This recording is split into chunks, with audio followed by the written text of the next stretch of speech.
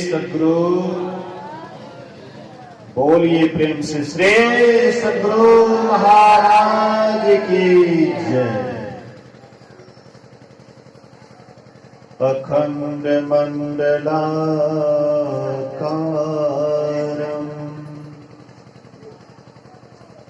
व्याप्तं येन चराचरम् तत्पदं दर्शितं येन तस्मै श्री गुरुवे नमः। धन्य धन्य सतगुरु सुखदा महिमा कही न जाए। जो कछ कहा तुम्हारी कृपा मोते कछु न बसाए। सर्वत्र सर्वदा वर्तमान सद्गुरु महाराज जी के पावन चरणों में कोटि कोटि नमन। उपस्थित गुरुजन, धर्म प्रेमी सत्संगी बंधुओं, पूजनीय माताओं तथा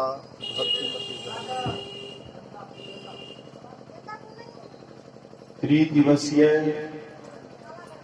संतमत सत्संग का आयोजन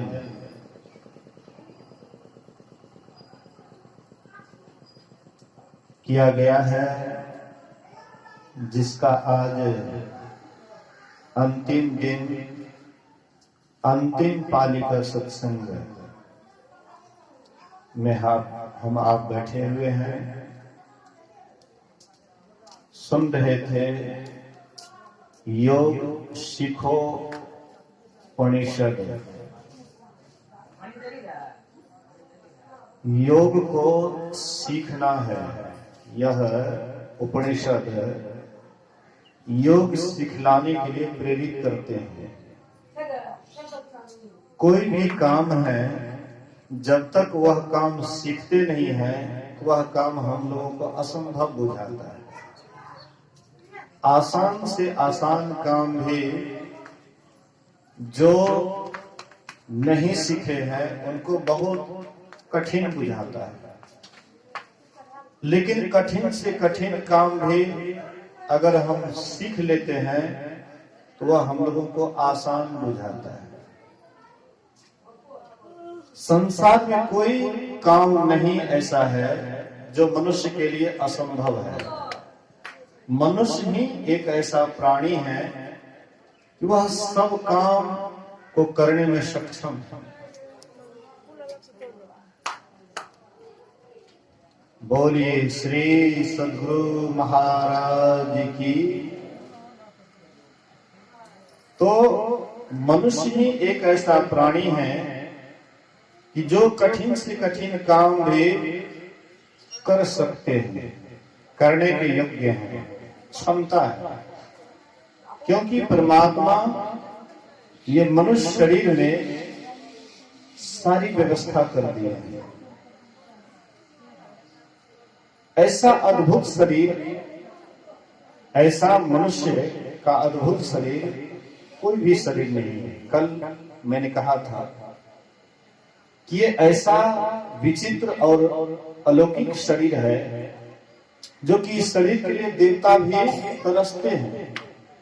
मानव शरीर के लिए देवी देवता भी तरसते हैं, लेकिन उनको असंभव है और हमें संभव है। इसमें क्या विशेषता है? मनुष्य शरीर में कौन ऐसी विशेषता है? तो हमारे ऋषि कहते हैं देहस्था सर्व विद्याश्च, देहस्था सर्व देवता, देहस्था सर्व तीर्थानि गुरु वाक्यं लभ्यते। कहते इस शरीर में सभी प्रकार की विद्या है। संसार में जितने भी विद्या आप सुनते हैं, सुने हैं, सब विद्या इसी शरीर के अंदर में मौजूद है। कोई विद्यार्थी शिक्षक के पास जाता है पढ़ने के लिए, तो क्या करते हैं शिक्षक? विद्या घोर करके पिला देते हैं, गिलास में विद्या को घोर लेते हैं और बच्चे को पिला देते हैं, अब विद्यार्थी तालीम हो जाता है। नहीं, बल्कि विद्यार्थी के अंदर में वह ज्ञान पहले से ही मौजूद था।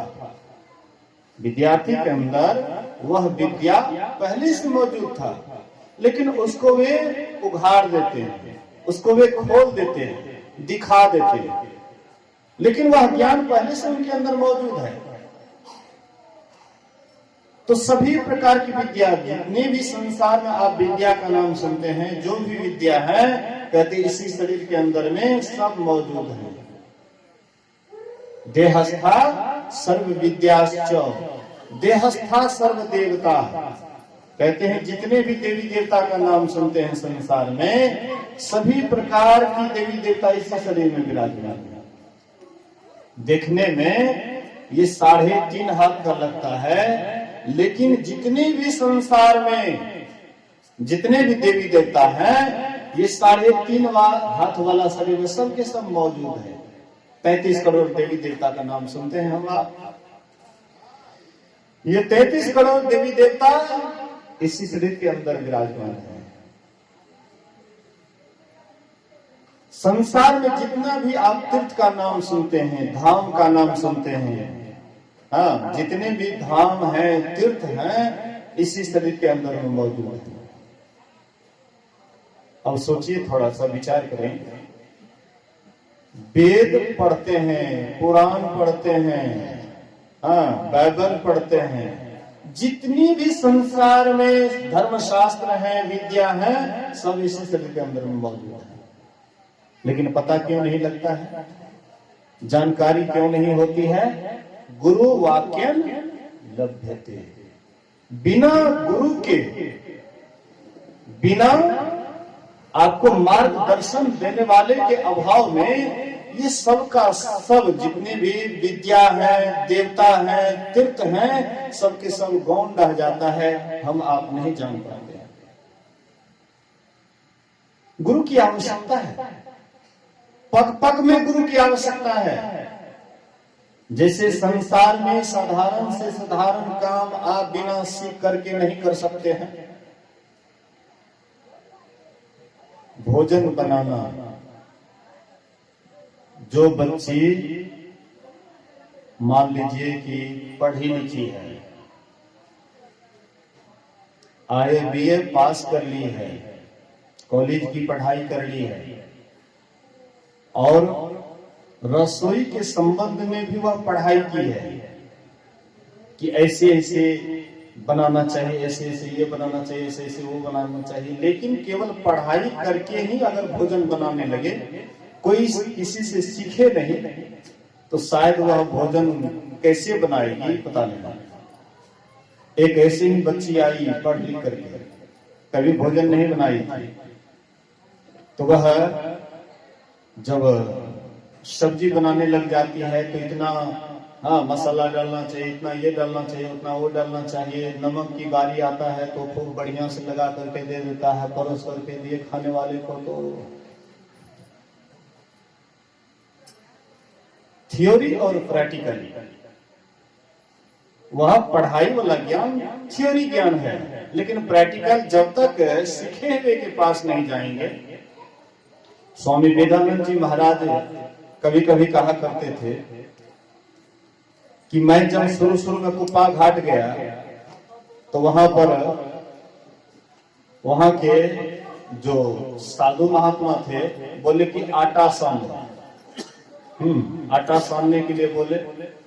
तो हम क्या किया, आटा में थोड़ा अधिक पानी डाल दिए, हो गया कौन सी जिलेबी बनाने वाला जो मैदा का गठरा होता है, गिला हो गया। बोले कह रहे और आटा डालो, तो गीला कर दिया। और उसको ऊपर से आटा डालते डालते सानते सानते किसी तरह से आटा साने, हाँ, और उसके बाद जो है गुलिया काट करके, हाँ, और जब चकला बेलना पर दिए तो बोले कि भारत का नक्शा बन गया। भारत का नक्शा देखे ना, ऐसे ऐसे उल्टा पुल्टा भारत का नक्शा बन गया। मतलब सीखे नहीं थे, शुरुआत में बना रहे थे, इसलिए टेढ़ी मेढ़ी रोटी हुई। और उसके बाद जब दिए तावा में, ठीक से नहीं उल्टाए पुल्टाए, इसलिए खपर सुखो रोटी हो गई, फुला नहीं बढ़िया से। और उसके बाद जब अपने संगी साथी से सीखे तो उसके बाद बढ़िया बढ़िया रोटी बनाने लगे, सुंदर से सुंदर भोजन बनाने लगे। कहने का ये आशा है कि एक साधारण काम भी सीख करके करना पड़ता है। बिना सीखे हुए एक साधारण भोजन भी कोई बना नहीं सकते। संसार में जितने भी काम है एक दूसरे से लोग सीखते हैं और सीख करके करते हैं तो वही काम आसान हो जाता है। और लोग यदा कदा कहा करते हैं कि भक्ति करने में क्या जरूरत है गुरु की, गुरु की क्या आवश्यकता है। भोजन मतलब भक्ति मार्ग में राम राम कहवे करते हैं, कृष्ण का नाम लेवे करते हैं, शिव जी का नाम लेवे करते हैं, तो गुरु के पास जाने की आवश्यकता क्या है।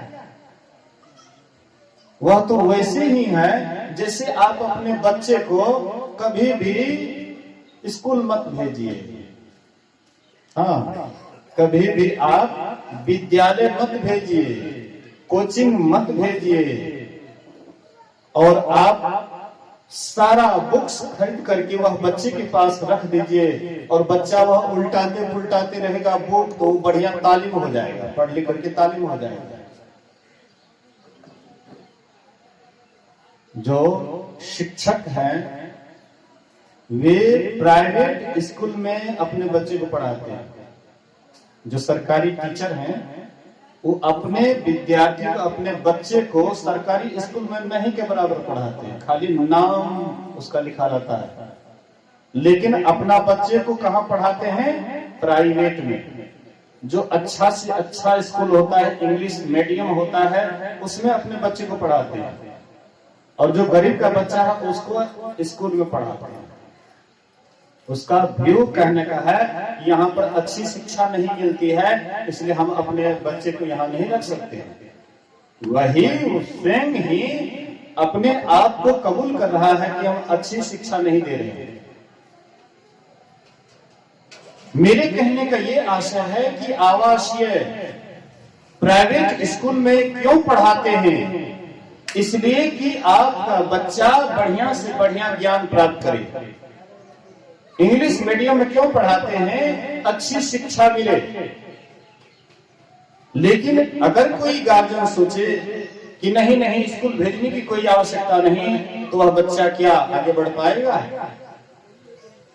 कभी भी आगे नहीं बढ़ पाएगा। इसलिए संत महापुरुष कहते हैं जिस तरह से आप प्राइवेट स्कूल में या सरकारी स्कूल में विद्यार्थी को पढ़ाते हैं और वह विद्यार्थी एक दिन पढ़ लिख करके आगे बढ़ता है, नौकरी करता है, इसी तरह से अध्यात्म ज्ञान के लिए भी आपको स्कूल में दाखिला लेना पड़ेगा, स्कूल जाना पड़ेगा। और उसके लिए कौन स्कूल है? पहले तो एक ही स्कूल था। बोलिए श्री सद्गुरु महाराज की जय। पहले एक ही स्कूल था, लेकिन जब से अंग्रेज आए, विदेशी मुसलमान आए, तब से स्कूल बंटवारा हो गया। कहिएगा स्कूल एक कैसे था? तो पहले गुरुकुल का नियम था। गुरुकुल अर्थात एकांत में ऋषि मुनि रहते थे और वहां पर सभी तरह के विद्यार्थी जाते थे और उनको दोनों ज्ञान मिलता था, भौतिक और अध्यात्म ज्ञान। भौतिक ज्ञान किसको कहते हैं? पेट भरने वाला ज्ञान का नाम है भौतिक ज्ञान। सीधी सी बात आप समझिए कि पेट भरने वाला ज्ञान का नाम है भौतिक ज्ञान। आज कोई किसान ही क्यों नहीं है, लेकिन अगर वह किसान पढ़े लिखे हैं, विज्ञान के अनुसार खेती करते हैं, तो जो अपने 1 बीघा खेत में 10 मन अन्न नहीं उपजाते थे, वही आज कई क्विंटल उपजा लेते हैं। वैज्ञानिक तरीका से खेती करते हैं, अधिक से अधिक उपजा करते हैं। तो पढ़े लिखे आदमी भी खेती करते हैं और जो अनपढ़ हैं वो भी खेती करते हैं, लेकिन दोनों की खेती में अंतर पड़ जाता है। मैं एक एक पढ़ा लिखा लोगों को देखता हूं कि कोई भी काम करता है तो वह इस ढंग से करता है कि उस काम में अधिक से अधिक उसको मुनाफा होता है, क्योंकि वह वैज्ञानिक तरीका से करते हैं, इसलिए अधिक से अधिक मुनाफा लेते हैं। इसी तरह से पहले जमाने में केवल एक ही गुरुकुल था और उसी गुरुकुल में अध्यात्म और भौतिक, पेट के लिए भी और ये जीवन के बाद के जीवन के लिए भी अध्यात्म ज्ञान सीखने के लिए और पेट भरने के लिए भौतिक ज्ञान एक ही स्कूल में मिलता था, एक ही गुरुकुल में मिलता था। लेकिन जब मुसलमान लोग आए तो बोले कि ये भारतवासी इतना आगे क्यों बढ़ रहा है, ये हर एक चीज में आगे है। कहा जाता है लोग पहले इस भारत को सोने का चिड़िया कहते थे, सोने की चिड़िया इस भारतवर्ष को कहते थे। लेकिन ये सोने की चिड़िया क्यों कहलाता है? यहाँ पर संपत्ति भी है, शांति भी है, सुख भी है। आखिर ये लोग इतना सुखी क्यों हैं? तो विदेशी मुसलमान इस पर थिंकिंग किए, अंग्रेज आए, उस पर रिसर्च किए, इसका मूल स्रोत कहां से है, कैसे इसको नालायक बनाया जाए, कैसे इसको मूर्ख बनाया जाए। मूर्ख रहेगा तो गुलामी करेगा, अगर ये विद्वान रहेगा तो गुलामी नहीं करेगा। बोलिए श्री सद्गुरु महाराज। गुलाम मूर्ख ही बन सकता है, कोई विद्वान, कोई सभ्य, कोई सुसंस्कृत जानने वाले कभी भी मतलब जो है हमारा गुलाम नहीं बन सकता है। तो वे देखे, विचार किए, इसका मूल स्रोत है गुरुकुल। इसलिए सबसे पहले अंग्रेज जहां भी देखते थे गुरुकुल, उसको ध्वस्त कर देते थे, उसको तोड़ फोड़ देते थे, उसको नामंजूर कर देते थे, उसके पढ़ाई लिखाई को बंद कर देते थे कि ये सब बंद करो। और वे अंग्रेज क्या किए तो सबसे पहले इंग्लिश मीडियम की व्यवस्था की, कि जहां भी इंग्लिश मीडियम की पढ़ाई होती है वहीं पर विद्यार्थी की शिक्षा की मान्यता है, बाद बाकी सब मान्यता को रद्द कर दिया। उनका अनुशासन था, वे हम लोगों पर चढ़ गए, हम लोगों को गुलाम बना लिया। और जब से ये गुरुकुल समाप्त हुआ तब से हम आप धीरे धीरे बट गए।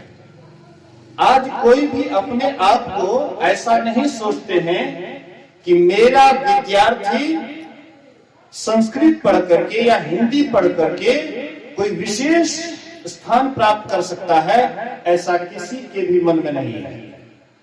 हाँ, लेकिन प्रायः जो पैसे वाले हैं, पढ़े लिखे हैं, जिनके पास में 2 पैसे हैं, तो उसके मन में होता है कि मैं अपने विद्यार्थी को इंग्लिश मीडियम में पढ़ाऊं। वह इंग्लिश मीडियम से आता है पढ़ लिख करके, कोई नौकरी करके आता है, सबसे पहले तो वह अपने संस्कृति को ही गाली देता है, भारत के कल्चर को ही गाली देता है, भारतीय सभ्यता को गाली देता है और पश्चिमी सभ्यता की खूब बुरी बुरी प्रशंसा करते हैं। क्योंकि अंग्रेज गए, यहां से जाने लगे तो बोले कि हम तो जा रहे हैं, लेकिन अनुसरण अब भारत वाला मेरा ही करेगा। तो भारत वाला अभी अनुसरण किसका कर रहा है? अंग्रेज का कर रहा है। ऋषि मुनियों का ज्ञान ग्रंथ में पड़ा हुआ है, एक बार भी वह विद्यार्थी उस ग्रंथ को खोल करके नहीं देखेंगे कि इसमें कौन सा ज्ञान है, क्या सभ्यता है, क्या संस्कृति है, एक बार भी खोल करके नहीं देखेंगे। लेकिन इतना वह अंग्रेजी वाला ज्ञान, इंग्लिश मीडियम वाला ज्ञान, अंग्रेज का थोपा हुआ ज्ञान अपने मस्तिष्क में भर लेता है, जीवन भर उसका ज्ञान अज्ञान ही रह जाता है, असली ज्ञान को वे प्राप्त नहीं कर पाते। मतलब केवल भौतिक ज्ञान में ही वे अपने आप को सुख मानते हैं कि इसी भौतिक ज्ञान से ही हमको सुख मिलेगा, शांति मिलेगी। बोलिए श्री सद्गुरु महाराज की जय। जैसे आप पश्चिम की तरफ जाइएगा तो पश्चिम की तरफ के लोग सोचते हैं कि धन से ही सुख शांति मिलती है।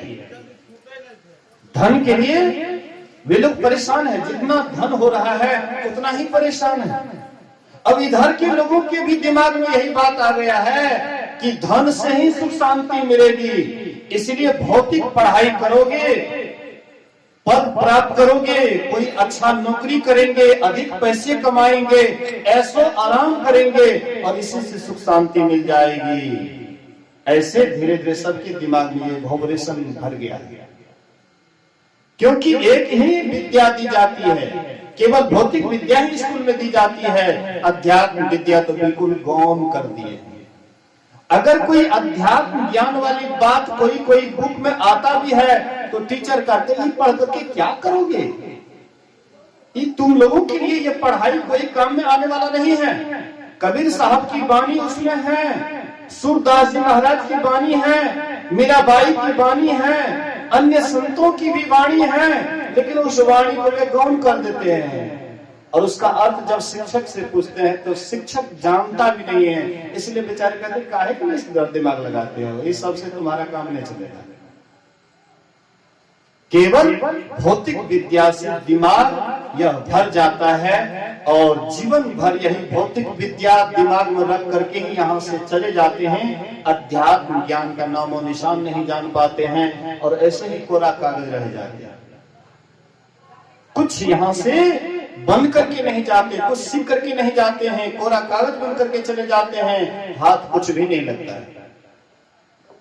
इसलिए अब आप दो भागों में देखते हैं, एक तरफ भौतिक विद्या ही है स्कूल में और एक तरफ देखिएगा जहाँ सत्संग ध्यान होता है वहां पर केवल अध्यात्म विद्या की ही बातें होती हैं, यहाँ पर भौतिक विद्या की बात नहीं होती है। तो भौतिक पढ़ाई करने वाले जब इस स्कूल में आते हैं तो कहते हैं यहाँ पर तो पेट की बात तो करते ही नहीं है, यहाँ पर तो केवल भगवान ही भगवान की बात करते हैं, यहाँ पर तो केवल साधन की ही बात करते हैं, पेट की विद्या तो कुछ सिखाते नहीं है। तो पेट की विद्या तो ऑटोमेटिक जो पढ़े लिखे हैं नहीं भी हैं सब कोई जानते हैं कि पेट का धंधा तो करना ही है। बच्चे जब माँ के गर्भ में रहता है और 9-10 महीना पूरा होने के बाद जब निकलता है उसको कोई पीने के लिए नहीं सिखाता है। बच्चे को बच्चा को दूध पीने के लिए कोई सिखाता है, लेकिन वह बच्चा पता नहीं परमात्मा की क्या देन है, ऑटोमेटिक वह दूध पीने लग जाता है, सिखाया नहीं जाता। उसके मुंह में दांत आता है तो अन्न खाने के लिए भी वह बच्चा लालायित होने लग जाता, अन्न खाने के लिए भी वह धीरे धीरे चाहता है कि हमको अन्न खिलाए, हम अन्न खाएं।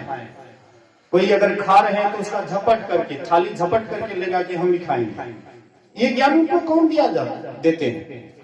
तो पेट की धंधा तो चाहे पढ़े हैं या नहीं पढ़े हैं, ये तो सबके पास यह ज्ञान है, लेकिन इसके बाद के लिए भी सोचना चाहिए, विचार करना चाहिए। ये जीवन कब तक है? ये जब तक आपका इस शरीर में निवास है तब तक इस संसार में आप शरीर में रहते हैं, लेकिन यह शरीर तो एक दिन छूट जाएगा।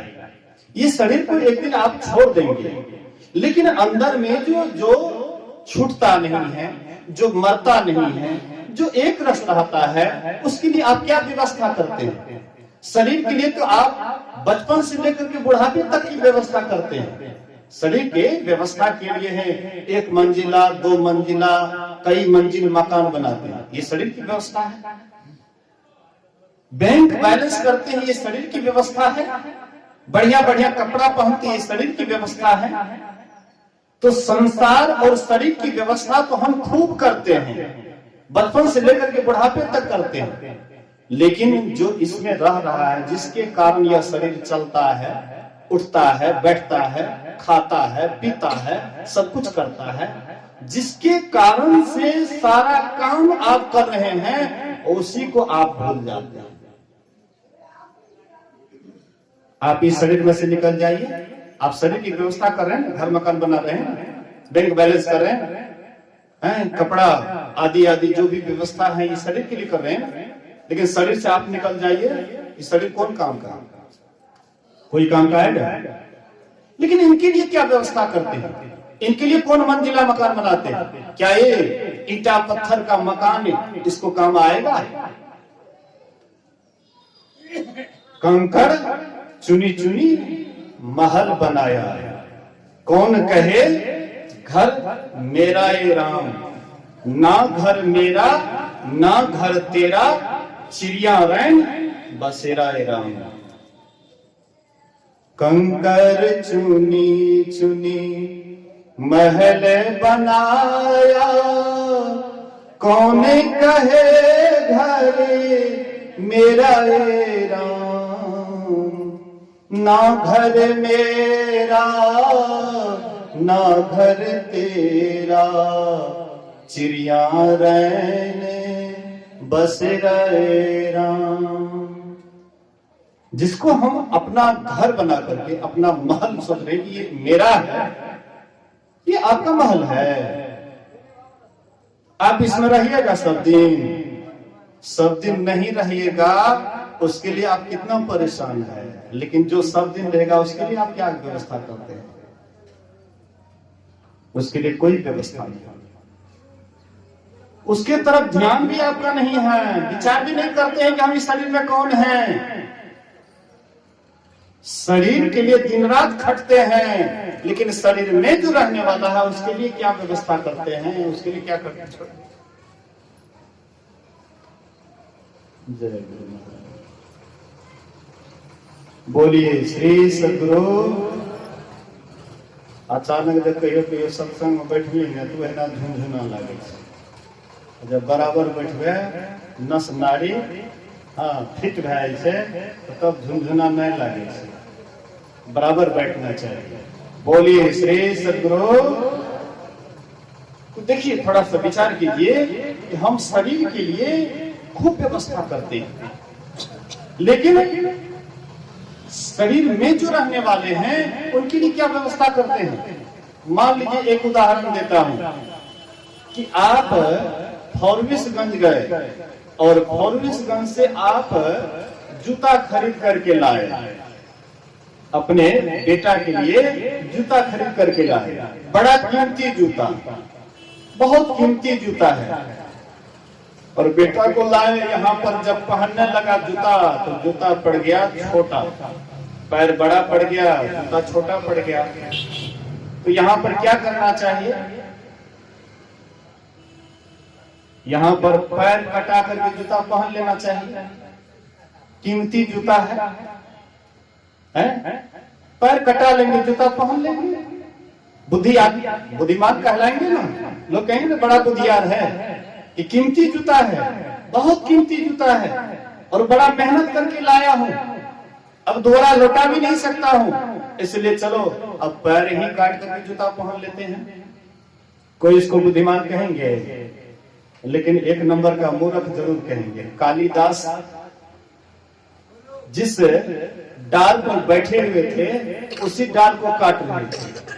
कालिदास, महामूर्ख कालिदास जिस डाल पर बैठे हुए थे उसी को काट रहे थे। कोई सज्जन आकर के देखते कहते कैसा मूर्ख है जी, अरे जिस डाल पर बैठा है उसी को काट रहा है, कहीं डाल कटेगी टूटेगी गिरोगे तो तुम्हारा क्या दशा होगा। थोड़ी ही देर के बाद वह डाल टूटी, वे नीचा गिर गए और जा करके उसके चरण को पकड़ ले, तू भगवान है, तू जो बोला वही हो गया। इसमें बोलने की क्या बात है? अरे जिस डाल पर तू बैठा है उसी को काट रहा है तो जरूर है कि तुम गिरोगे और तुम्हारा हड्डी पतली टूटेगा। लेकिन वो महामूर्ख से हम लोग एको डेग आगे नहीं, जरूर दो चार डेग पीछे जरूर है। हम लोग महामूर्ख कालिदास से कम हैं। अगर हम आप केवल शरीर के लिए ही सोचते हैं तो महामूर्ख कालिदास से भी नीचे हैं। हम वैसे ही हैं जैसे कोई जूता लाता है और पैर काट करके जूता पहनने के लिए चाहता है, हम लोग वैसे ही करने लगते।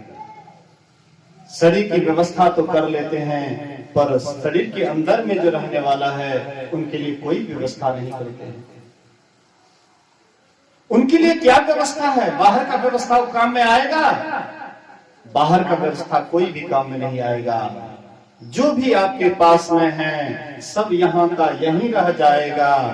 इससे पहले हमारे पिताजी आए, दादाजी आए, दादी आई, जितने भी खानदान आए, सब इसी तरह से शरीर संसार के तरफ सोच करके अंतिम में यहाँ से खालिए चले गए, और हम आप भी खालिए जाना चाह रहे हैं।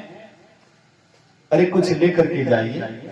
तो कुछ लेकर के क्या जाइएगा? कुछ लेकर के यही ज्ञान आपके साथ में जाएंगे, यही योग आपके साथ में जाएंगे, यही भक्ति आपके साथ में जाएंगे। जो यह ज्ञान योग युक्त भक्ति करते हैं उनके साथ में जाता है। और संसार का बात, संसार का जो भी चीज है यहीं पर रह जाता है। इसलिए संत महापुरुष कहते हैं इसलिए सीखना पड़ेगा। तो हमारे शरीर के अंदर में सारी विद्या है, सब देवता हैं, सभी तीर्थ हैं, ये जितनी भी है सब कुछ हमारे शरीर के अंदर में मौजूद हैं। लेकिन हम इस बात को नहीं जानने के कारण सब दिन अज्ञानी बने हुए रहते हैं। आप कहेंगे बाबा राख में जल्दी से बैठ, सत्संग के समय तो ऐसे आना भी नहीं चाहिए गाड़ी में। बोलिए श्री सद्गुरु महाराज की जय। तो हम आप को सीखना पड़ेगा। जब तक सीखेंगे नहीं तब तक ये सब के सब आपके अंदर में रह के भी आप अज्ञानी बने रहेंगे। एक सेठ जी जब शरीर छोड़ने लगे, एक डायरी में लिखते हैं कि बेटा अपने पुत्र से, अभी छोटा बच्चा था, हाँ इसलिए अपने पैर पर खड़ा नहीं हुआ था, तो सेठ जी सोचे कि अभी बच्चा है, सयाना होगा, तब तक में इसकी कैसी दशा होगी नहीं होगी। इसलिए सेठ जी जितना भी धन था सब धन को सोना चांदी के रूप में बना करके और जमीन में गाड़ दिए थे। क्योंकि यह छोटा बच्चा है, लोग इससे ठग लेंगे, बेईमानी कर लेंगे, धीरे धीरे ये गरीब हो जाएगा, कंगाल हो जाएगा, फिर एक दिन इनको बड़ी परेशानी होगी। इसीलिए वह सारा धन को सोना चांदी बना करके गाड़ दिए। और जब शरीर छोड़ने लगे तो कहते बेटा, उस डायरी में लिखते हैं बेटा मैं अमुक तार के पुलनी पर वह धन को गाड़ दिया हूँ, आवश्यकता पड़ने पर उसको तुम निकाल लेना, उतार लेना।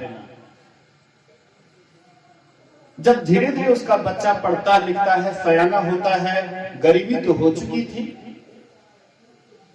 काफी दरिद्र हो गए थे, लेकिन बड़ा मेहनती था, मजदूरी करके खाते थे, लेकिन किसी के यहाँ हाथ नहीं फैलाते थे।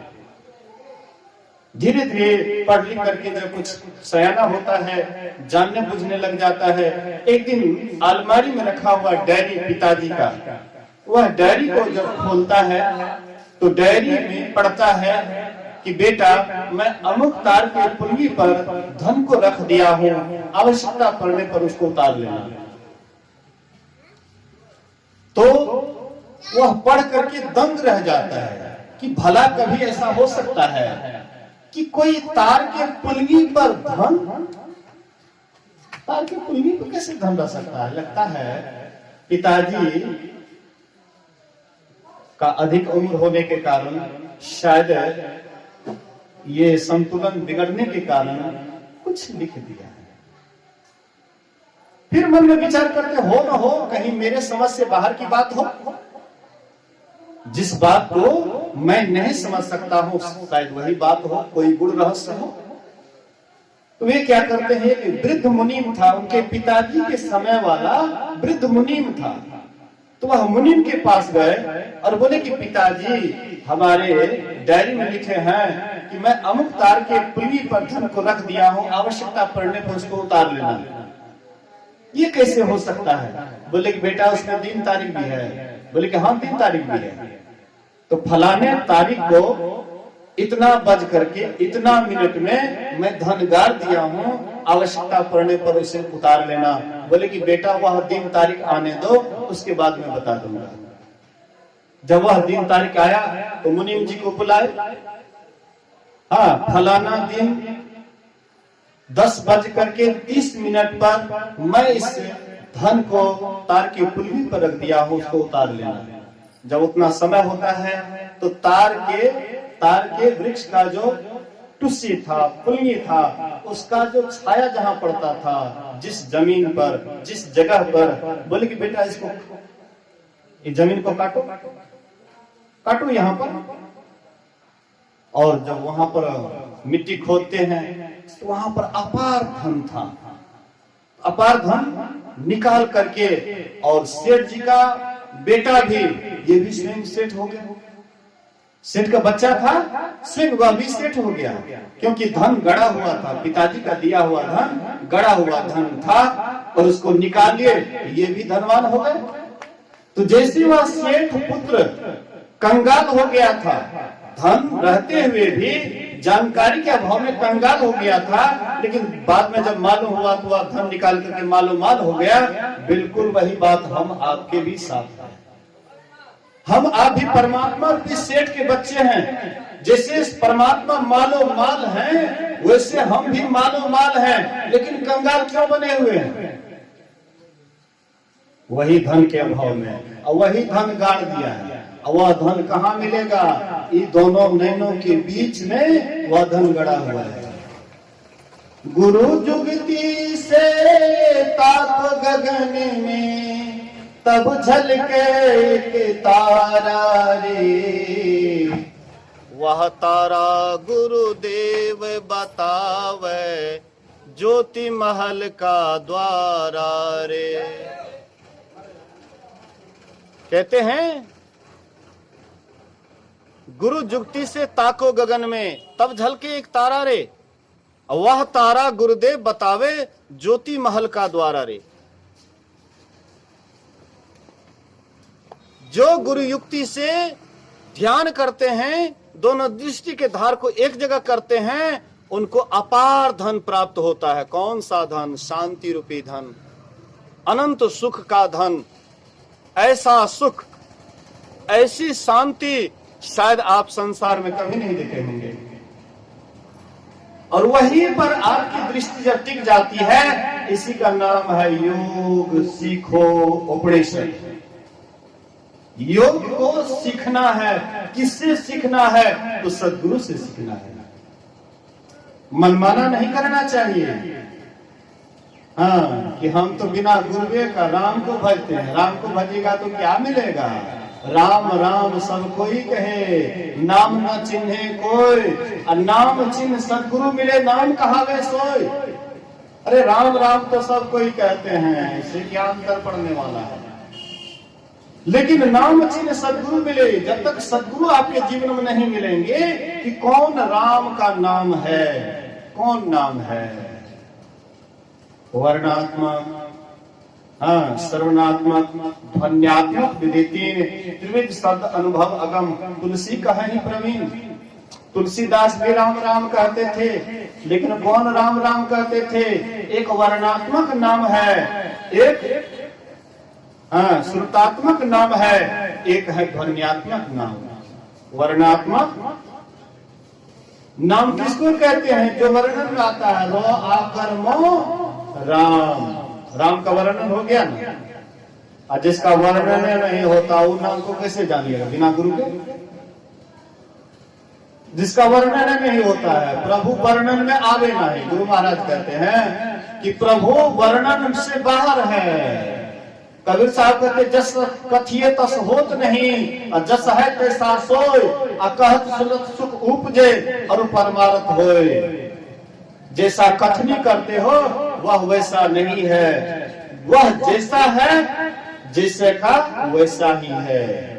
गुंगे का गुड़ है भगवान, अब बाहर भीतर एक समान।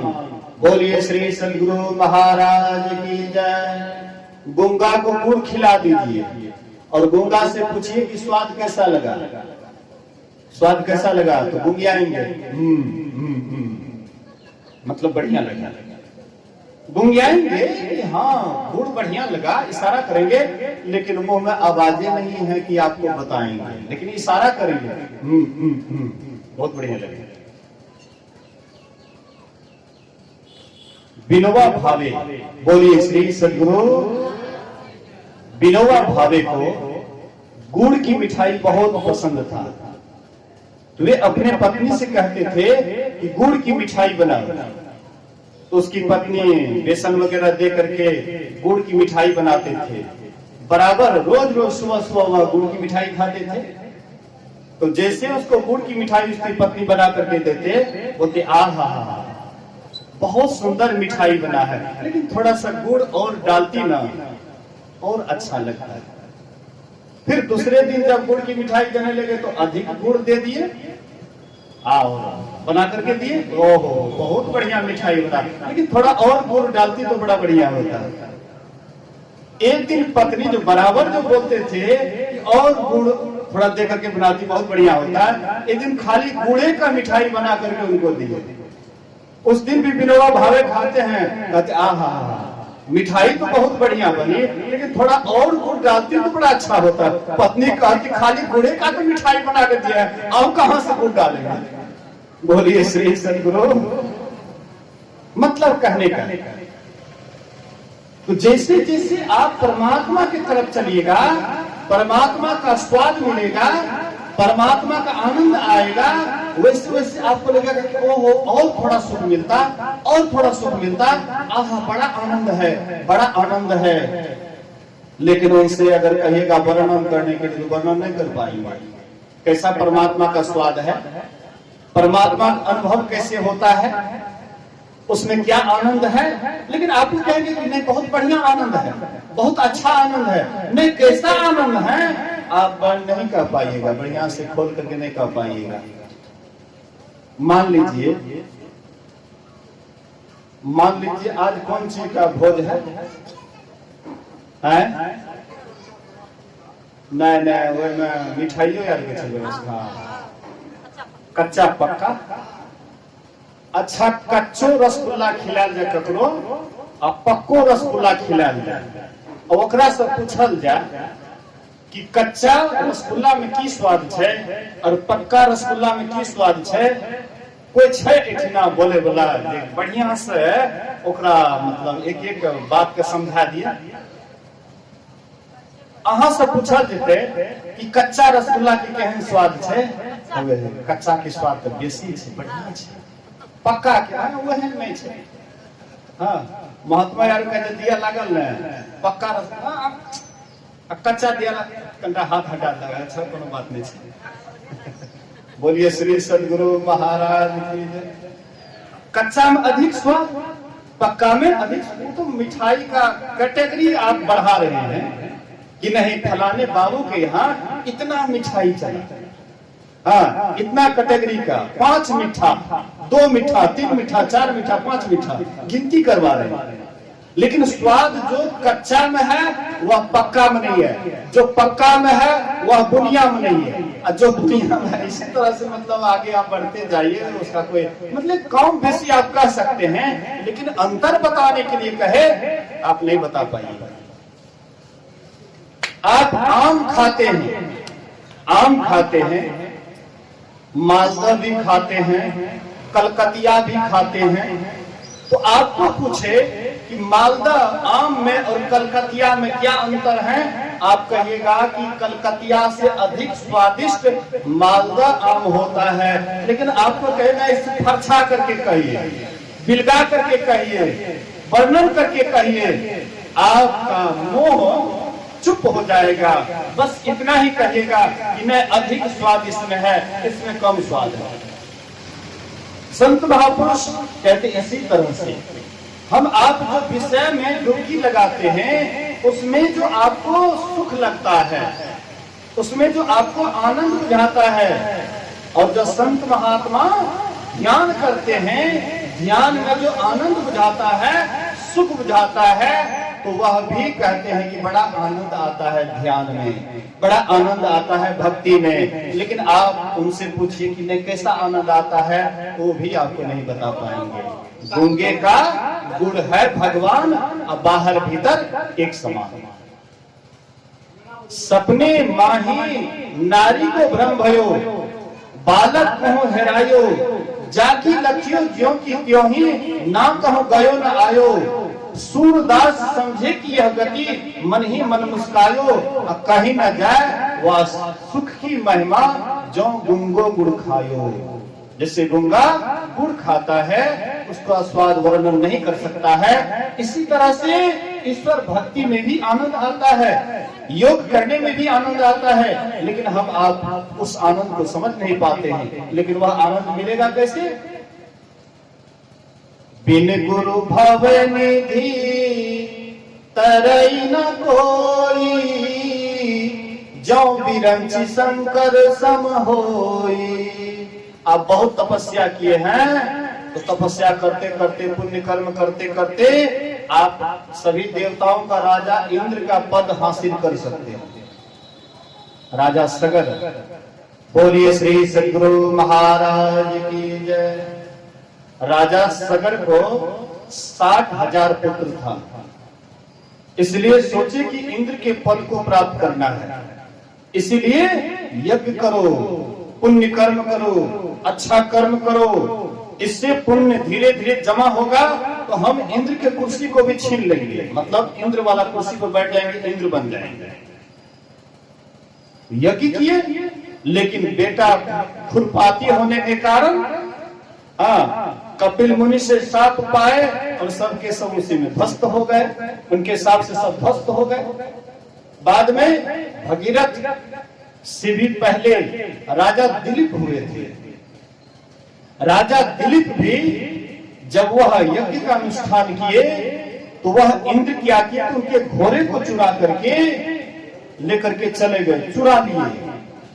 राजा दिलीप सोचते हैं कि इंद्र ऐसे हैं कि अभी तक चोरी नहीं गई है, इतने बड़े कुर्सी पर, देवताओं के मालिक, लेकिन एक छोटी सी चोरी जिनके अंदर से नहीं गई है, तो वह इंद्रासन लेकर के क्या करूंगा? मुझे नहीं चाहिए इंद्रासन, मुझे नहीं चाहिए यज्ञ, नहीं चाहिए मुझे यज्ञ। उसी समय में वे यज्ञ का अनुष्ठान छोड़ दिए। बोले कि ये साधारण, ये कुर्सी के लिए, जिस कुर्सी के लिए मैं यज्ञ करके इंद्रासन चाहता था, इंद्र के कुर्सी पर बैठना चाहता था, लेकिन जो पहले से बैठे हुए हैं उनका एक चोरी तक नहीं गया है, उस कुर्सी पर बैठ करके क्या करूंगा? तो आप पुण्य कर्म करके इंद्र बन सकते हैं, आप पुण्य कर्म करते करते ब्रह्मा का पद हासिल कर सकते हैं, आप शुभ कर्म करते हुए विष्णु का पद हासिल कर सकते हैं, आप पुण्य कर्म करते करते शंकर का पद हासिल कर सकते हैं। लेकिन भव सागर को आप कभी भी बिना गुरु के नहीं कर सकते, याद रखिएगा। ब्रह्मा के समान हो जाएंगे आप, विष्णु के समान आप हो जाएंगे, शंकर के समान आप हो जाएंगे, लेकिन बिना गुरु का भव सागर से कभी आपका उद्धार और कल्याण होने वाला नहीं है। हम आप सोचते हैं कि राम राम कहवे करते हैं, कृष्ण कृष्ण कहवे करते हैं, शिव शिव कहवे करते हैं, इसी से हमारा कल्याण हो जाएगा। अरे राम को देखिए, कृष्ण के जीवनी को देखिए, शिव के जीवनी को देखिए, बिना गुरु का कोई रहा है? उदाहरण किसी के पास में है कि बिना गुरु का कोई तर गया है? क्या राम को गुरु नहीं थे? कृष्ण भगवान को गुरु नहीं थे? शिव भगवान को गुरु नहीं थे? अगर कोई कहता है शिव जी को गुरु नहीं थे तो वह अज्ञान में पड़ा हुआ है, उसको ज्ञान नहीं है। शिव जी को भी गुरु थे, राम जी को भी गुरु थे, कृष्ण को भी गुरु थे। बिना गुरु के आज तक भी कोई महान से महान व्यक्ति हुआ है, बिना गुरु के नहीं। हम आप कैसे हो सकते हैं? भिद्यते हृदय ग्रंथि सिद्ध्यन्ते सर्व संशया क्षयन्ते चास कर्माणि तस्मिन् दृष्टे परावरे। कहते हैं बिना गुरु के आप विषय त्याग, दुर्लभो विषय त्यागो, दुर्लभम तत्व दर्शनम, दुर्लभम सहजावस्था, सद्गुरु करणांग बिना। बिना सद्गुरु के आप विषय त्याग नहीं कर सकते हैं। बिना गुरु के आप तत्व दर्शन नहीं कर सकते, अपने आप को नहीं जान सकते हैं। बिना गुरु के आप कभी भी भवसागर को नहीं कर सकते हैं। इसलिए गुरु की अति आवश्यकता है। इसलिए योग शिखोपनिषद ब्रह्मा जी शिव जी से पूछते हैं योग कैसे सीखें। योग कहते हैं किसको? थोड़ा सा इस पर विचार करें। योग कहते हैं किसको? योग मतलब होता है जोड़ना। योग मतलब होता है जोड़ना। किनसे किसको जोड़ेंगे? अभी सत्संग से आप जुड़े हुए हैं, इसलिए यह हो गया सत्संग योग। बोलिए श्री सद्गुरु महाराज की। आपका ख्याल सत्संग की तरफ लगा हुआ, सत्संग से आप जुड़े हुए हैं, महापुरुषों की वाणी से आप जुड़े हुए हैं, उनके वचन को खूब गौर से सुन रहे हैं। यह हो गया आपका सत्संग योग। योग का मतलब जोड़ना। तो संत महापुरुष कहते हैं कि योग किसके लिए और कौन करेंगे? कहते हैं कि आप किसी से आपका वियोग हो गया है, आपका किसी से वियोग हो गया है। तो हमारा किससे वियोग हो गया? तो हम आपका वियोग परमात्मा से हो गया, ईश्वर से हो गया। वह ईश्वर परमात्मा हम लोगों के परम पिता हैं। इधर के पिता को हम परम पिता नहीं कहते हैं।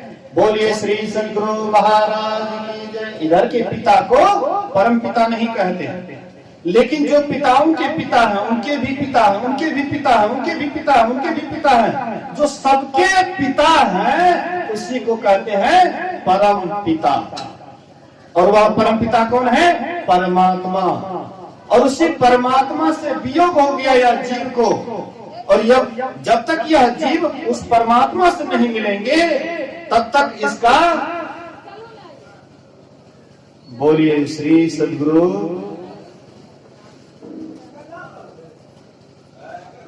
एक बार हम लोग जय जयकार करें। बोलिए श्री सद्गुरु महाराज की जय। तो वह परमात्मा से हम आपका वियोग हो गया है। और जब तक उस परमात्मा से योग नहीं होगा तब तक हम आप दुखी ही रहेंगे, कभी भी सुखी नहीं हो सकते। जैसे कोई बच्चा अपने माँ बाप से अलग हो जाता है तो वह बच्चा दिन रात दुखी रहता है। और वही बच्चा जब अपने माँ बाप की गोद में चला जाता है तो वह बच्चा सुखी हो जाता है। इसी तरह से यह जीवात्मा रूपी भी बच्चा और परमात्मा रूपी पिता से जब तक ये अलग रहेंगे तब तक ये दुखी रहेंगे। इसीलिए इससे जो वियोग हो गया है उसी के साथ योग करेंगे, लेकिन बिना गुरु से जान करके, बिना उनसे सीखे। जो जिस काम को करता है उसका अनुभव होता है। संत सद्गुरु यह काम को करते करते इसका अंत कर देते हैं, परमात्मा में जाकर के मिल जाते हैं। जिसको जो रास्ता देखा हुआ है वही आपको वह रास्ता दिखा सकता है। आपको जहां का रास्ता देखा वही का रास्ता आप दिखा सकते हैं। संत सद्गुरु जो होते हैं उनको परमात्मा तक जाने का रास्ता दिखा हुआ होता है। इसीलिए कहते हैं गुरु की महिमा अनंत, अनंत किया उपकार, कीट न जाने भृंग को वह कर ले आप समान। जैसे एक भृंगी होता है, भृंगी एक कीड़ा होता है। भृंगी क्या करते हैं? कोई भी कीड़ा मकोड़ा को पकड़ लेते हैं और अपने बिल में रख देते हैं और मुंह पर इतना आवाज करते रहते हैं, इतना आवाज करते रहते हैं भृंगी, उसकी आवाज को सुनते सुनते सुनते सुनते वह कीड़ा भी भृंगी के जैसे हो जाता है। कीट ना जाने भृंग को वह कर ले आप समान, वे अपने समान कर लेते हैं। ऐसे ही संत सद्गुरु उसी तरह के होते हैं, वे भी अपने समान कर लेते हैं। अर्थात जैसे वे परमात्मा को पा लेते हैं उसी तरह से दूसरे को भी वह रास्ता बतला करके वे भी परमात्मा को प्राप्त कर लेते हैं। बोलिए श्री सद्गुरु महाराज की जय। एक गारहस्थ आश्रम से जुड़े हुए एक गृहस्थ महात्मा थे। वे गुरुकुल की व्यवस्था किए हुए थे। एक लड़का भी उनको था, उनके पास बहुत बच्चे लोग, लड़के लोग पढ़ते थे। होते होते उसका लड़का सयाना हो गया। एक दिन शिष्य कहते हैं, शिष्य लोग कहते हैं, गुरुदेव आपका लड़का अब शादी करने योग्य हो गया है, क्यों नहीं इनको कोई अच्छे खानदान में कोई अच्छी लड़की ढूंढ करके इनकी शादी कर दी जाए। गुरु जी कहते हैं, अच्छा ठीक है, मैं तो कहीं जाता नहीं हूँ, तुम लोगों को भी शिक्षा दीक्षा देने में व्यस्त रहता हूँ, इसलिए तुम ही लोग कहीं पर कोई अच्छी लड़की, कोई खानदानी लड़की बुझाए, उनके साथ तुम लोग शादी तय कर दो। तो शिष्य लोग गए, कोई अच्छे खानदान में कोई अच्छी लड़की से शादी तय कर दिए। जब शादी को 2 रोज बच जाता है तो जाते हैं शिष्य लोग गुरु महाराज के पास, कहते गुरुदेव अब तो शादी को केवल 2 ही रोज बाकी है, इसलिए अब हम लोगों को कुछ रुपया देते और हम लोग जाते बाजार, लड़का लड़की के लिए कपड़ा लत्ता भी तो जोड़ना है, लाना है। तो कहते हैं कि अच्छा ठीक है, तुम लोग जा रहे हो बाजार, अच्छी बात है, लड़का लड़की के लिए जो सामान लोगे वह तो ले ही लेना, लेकिन 5 गज कफन का कपड़ा भी साथ में लेते आना। कहते हैं गुरु महाराज जी क्या शुभ में अशुभ बात बोलते हैं, अरे शादी विवाह की बात है, ये अशुभ बात क्यों कर रहे हैं? बोले कि बेटा क्या होगा, अरे 5 गज कफन में कितना खर्चा होगा, सब सामान तो तुम लेवे करोगे, लेकिन 5 गज कफन का कपड़ा भी ले लेना, कहीं कोई बक्सा उक्सा में कहीं रखा हुआ रहेगा तो क्या फर्क पड़ता है। अच्छा गुरु महाराज का आदेश है, लड़का लड़की के लिए कपड़ा ले लिए और 5 गज कफन का कपड़ा भी साथ में ले लिए। कल शादी होगी, इसलिए आज अब डोली की व्यवस्था करनी है। पहले इस तरह से मारुति, आजकल का डोली कौन सी है, स्कॉर्पियो, बेलोरो है, सफारी, फॉर्च्यूनर, यही सब व्यवस्था है। कुछ गाड़ी के नाम हम जाने ત્યાં लेके ले आले छी। अब तोरा नहीं बुझे कि बाबा पढ़ल लिखल कम छे, कोनो कोनो गाड़ी के नाम जाने छे तो ले आले छी। आजकल की डोली यही है, लेकिन प्राचीन समय में लड़की को जब विदा करते थे तो खूब बढ़िया से डोली सजा करके 4 कहार उसमें लगता था, एक अलग ढंग की व्यवस्था थी। और वह व्यवस्था आजकल की व्यवस्था, आजकल तो फुल वैसे इधर से उधर, लेकिन उस समय में कोई शादी विवाह होता था तो लोग उसको बहुत बढ़िया से देखते थे, बहुत आनंद आता था। तो डोली, बोले कि गुरु महाराज आपका आदेश होता तो लड़की के लिए डोली बनाया जाता। बोले कि हाँ कोई बात नहीं है, डोली बना लो, डोली सजा लो, लेकिन एक अर्थी भी बना लेना। बोले गुरु महाराज जी क्या कहते हैं अर्थी? अरे बेटा क्या होगा, अर्थी में कितना बांस खर्चा होगा, कितना मेहनत लगता है, डोली में ज्यादा मेहनत है, उसमें तो कम में मेहनत है, इसलिए बेटा क्या होगा एक अर्थी बना लेना। अरे कोना में धड़ देना, एक साइड में धड़े हुए रहेंगे क्या। अच्छा गुरु महाराज का आदेश है, डोली बना, एक अर्थी भी बना ली। शादी होकर के लड़का लड़की आता है, सुहाग रात के ही रात जो गुरु जी का लड़का था रात में ही दम तोड़ दो। बोलिए श्री सदगुरु महाराज, उसका लड़का, गुरु जी का लड़का जो शादी करके आया था, हाँ सुहाग रात में ही उसका राम नाम सत हो गया। सुबह में शिष्य लोग आए, बोले गुरु महाराज आपका लड़का मर गया। मर गया? अरे कफन का कपड़ा तो लाया ही है ना जी। हाँ गुरु महाराज, उधर अर्थी भी तो बनाई है, सब व्यवस्था तो है, ले जाओ आराम से उसको, ले जाओ जाकर के श्मशान में जला दो। बोले गुरु महाराज इसका मतलब आप सब कुछ जानते थे, हैं? सब कुछ जानते थे, इसलिए पहले आपने 5 गज कफन की भी व्यवस्था करवा ली, पहले से ही आप अर्थी भी बनवा लिए। इसका मतलब आप सब कुछ जानते थे। जब आप सब कुछ जानते थे तो ये लड़की को विधवा क्यों बनाए? बोलिए श्री सदगुरु महाराज। इसका जीवन बर्बाद क्यों किया? इसका जीवन तो बर्बाद हो गया। अब तो ये बेसहारा हो गई, विधवा हो गई, आपने ऐसा क्यों किया जानबूझ करके?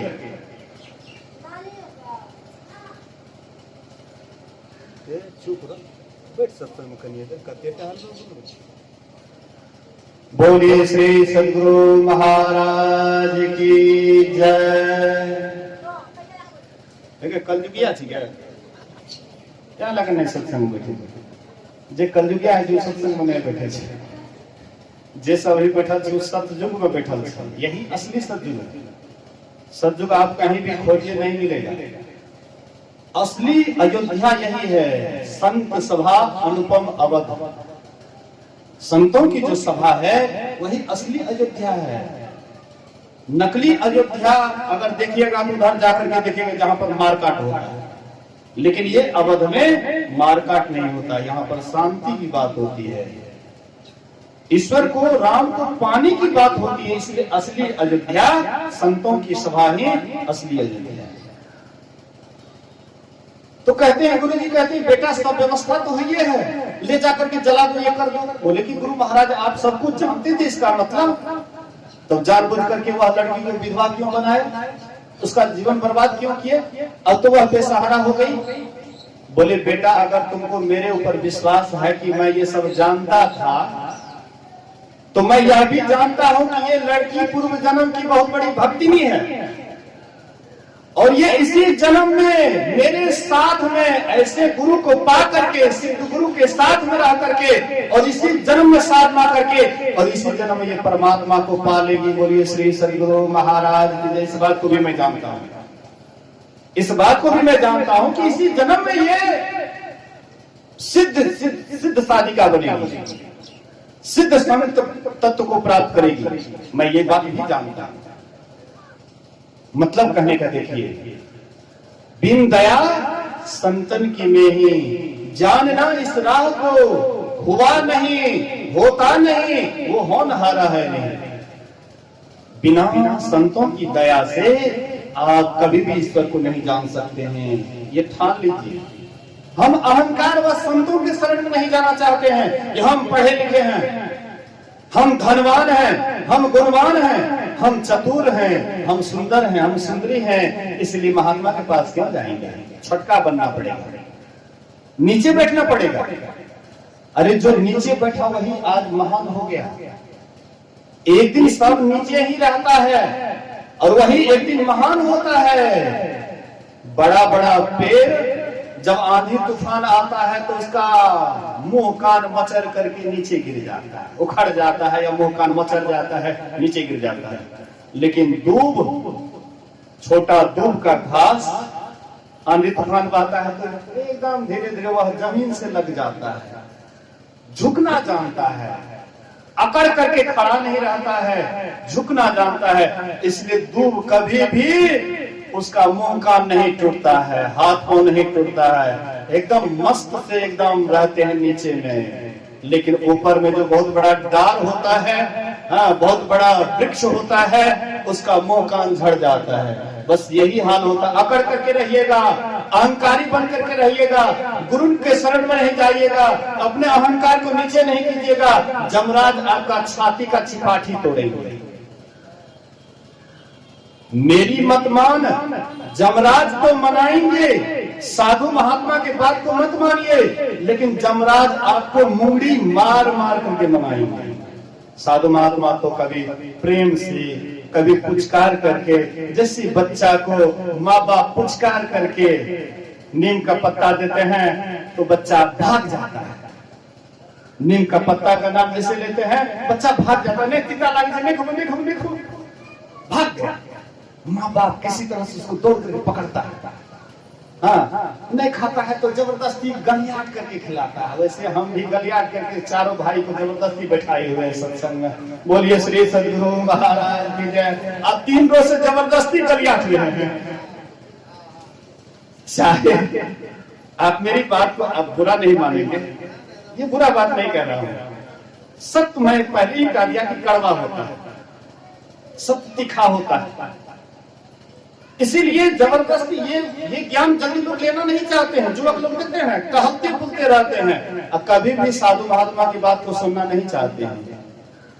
टहलेंगे, बुलेंगे, इधर आकर के गपशप भी कर देंगे, बाधा डाल देंगे, लेकिन कभी भी इस बात को सुनने के लिए नहीं चाहेंगे।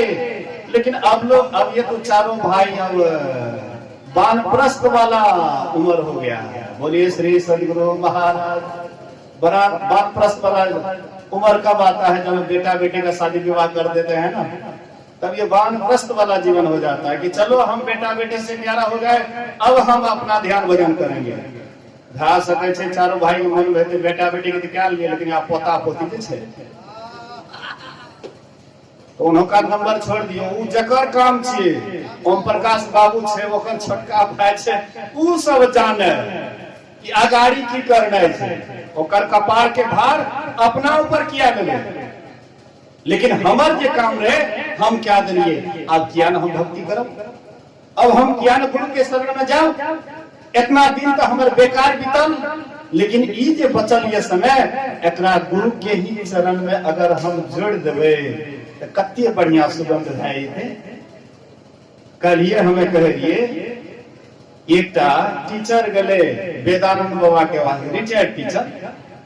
कल के बाबा हम रिटायर भए गए। बाबा कल के हाँ टायर तो तोहर खत्म भइए गेल, ऋण के कोहना के बचा ले। मतलब बेटा बेटी के शादी कर लिए तो यहाँ रिटायर भए गए, अब वृद्धापन आबि गेल।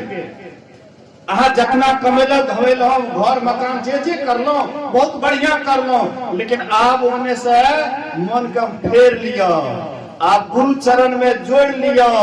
यह गुरु अहाँ के उद्धार करता बनत, ई मकान नहीं बनत उद्धार करता। बेटा की याद में शरीर छोड़ो कते जाब जाने छिए, पुरुष छिए तो सुगर में, आ महिला छिए सुगरी में। बेटा की याद में शरीर छोड़ा, क्या तो बेटे खातिर नहीं, बचपन से लेकर बचपन ने जवानी से लेकर बुढ़ापा तक बेटे खातिर लोग करे छे।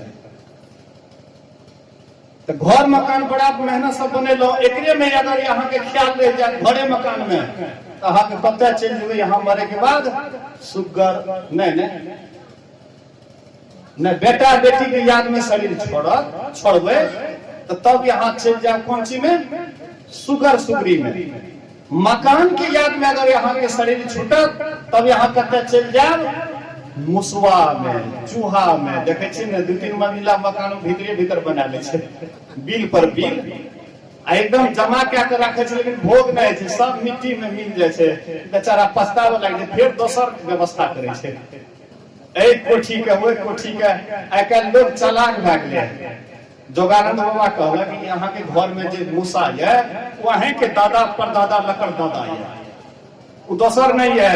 लेकिन ये नौको हाँ पोता बेटा से इतने तेज भए छै कि मूसा बराबर खाए छो, आब ई कोठी नहीं तोरा से मेहनत कर, तोरा जो माटि के कोठी बनबे छै अब छोड़ दे, अब ड्राम लाबे, ड्राम में कस दे छै। बेचारा मुंह देखते रह जाए छै, भूखले प्यासा 2-3 मंजिला मकान बना के बेचारा।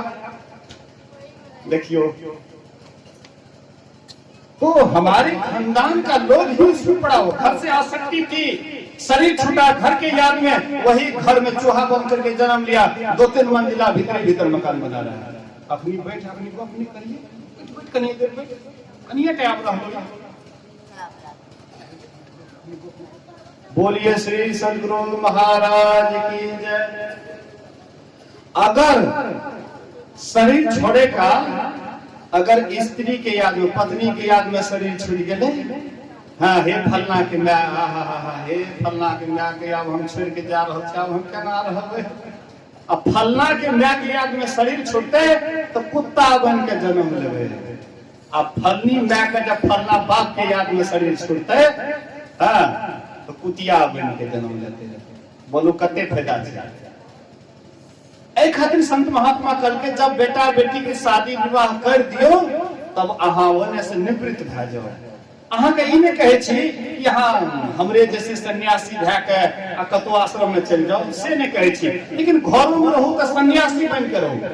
जेना एक सन्यासी बन के रहे छे, सब कुछ देखे छे, सब कुछ सुने छे, लेकिन कोनो अपन दिमाग में लगवे छे, दिमाग लगवे छे एक परमात्मा में। दिन रात परमात्मा के याद करते काम करो विधि नाना, सुरत राखो जहाँ कृपा निधाना। हाथ से सब काम करे छिए, लेकिन ख्याल परमात्मा के ही याद में जा रहा है। ख्याल संसार की याद में, पत्नी की याद में, बेटा की याद में, पोता पोती की याद में, केवल परमात्मा के ही दिन रात चिंतन याद। लेकिन गुरु से जैन के अपना मनमाना नहीं करना चाहिए। गुरु से भेद जो लीजिए, शीश दीजिए दान, बहुतक भोतु बह गए, राखिए जीव अभिमान। कबीर साहब कहते हैं गुरु से ज्ञान जो लीजिए, अगर गुरु से ज्ञान लीजिए तो शीश दीजिए दान, अपना सिर दान कर दीजिए। सिर देने का मतलब क्या हुआ? तलवार ले आइए, धारदार तलवार ले आइए, गर्दन को धड़ से अलग कर दीजिए, गुरु महाराज के चरण में चढ़ा दीजिए। बोलिए श्री सदगुरु। असै छै कारण छिपल छै, एकर मतलब रहस्य बुझ रहल छै, त्या लग हंस रहल छै। मतलब सिर देने से यहाँ मतलब है अहंकार को त्याग देना। गुरु के चरण में अपना जितना भी धन का अहंकार है, पद का अहंकार है, बेटा बेटी का अहंकार है, रूप का अहंकार है, जो भी अहंकार है, अहंकार विनाश का कारण होता है। गुरु महाराज कहते हैं अहंकार से सब कुछ विनाश, अहंकार से सब कुछ विनाश हो जाता है। इसलिए अहंकार वृत्ति को त्याग देना है, रहना है घर में। गुरु नानक देव कहते हैं नानक सतगुरु भेटिए, पूरे होवे जुगती, हसंग दिया, खैलंग दिया, पैनंग दिया, खावन दिया, अब बीचे होवे मुक्ति। बोलिए श्री सदगुरु महाराज की जय। कितनी व्यवस्था संत महापुरुष हम लोगों के कर दिए हैं। कहते नानक सदगुरु भेटिए। गुरु नानक देव कहते अगर तुम्हारे जीवन में सदगुरु मिल गया है तो तुम परिवार में ही रहो, एकदम आनंद से रहो, सबके बीच में रहो, लेकिन सबको बसा करके हृदय में मत रखो। जिनके हृदय हरि नाम बसे, तिन यार का नाम लिया न लिया रे। जिनके हृदय हरि नाम बसे, तिन यार का नाम लिया न लिया रे। जिनके हृदय हरि नाम बसे। जिनके हृदय में प्रभु का नाम बसता है तो चाहे किसी का नाम ले या न ले, क्या अंतर पड़ता है? हृदय में जो हरि नाम को बसा लेते हैं उसी नाम में सब समा जाता है। और वही हरि ही आपके दुख को हरने वाला है, वह हरि ही आपके पाप को हरने वाला है। इसलिए उस हरि को हृदय में बसा लीजिए। लेकिन कैसे बसाइएगा, किसको बसाइएगा, और वह हरि कैसे है? जब तक गुरु के शरण में नहीं जाइएगा तब तक आप नहीं जान पाएंगे। कल आप सुन रहे थे ना, गुरु के चरण में जब जाना होगा तब ही सुफल तेरा जीवन होगा। जब तक गुरु के शरण में नहीं जाइएगा तब तक ये जीवन सफल होने वाला नहीं है। गुरु के शरण में जब जाना होगा तब ही सुफल तेरा जीवन होगा। बचपन बीता खेल कूद में, अच्छा कनिए देर, अब समझ के लिए अवन को समय भाग लिया, कनिए देर, थोड़ी देर के लिए, बस थोड़ी देर में समाप्त भाई, बस थोड़ी देर। बोलिए प्रेम से श्री सदगुरु महाराज की जय। बचपन बीता खेल कूद में, जवानी में तू मस्त रहा, बुढ़ापे में रोग सताए, खाट पड़ा पछताएगा। ध्यान दीजिएगा बढ़िया से। बचपन बीता खेल कूद में, बचपन में खेल कूद में ही अपना जीवन गंवा देते हैं। बचपन बीता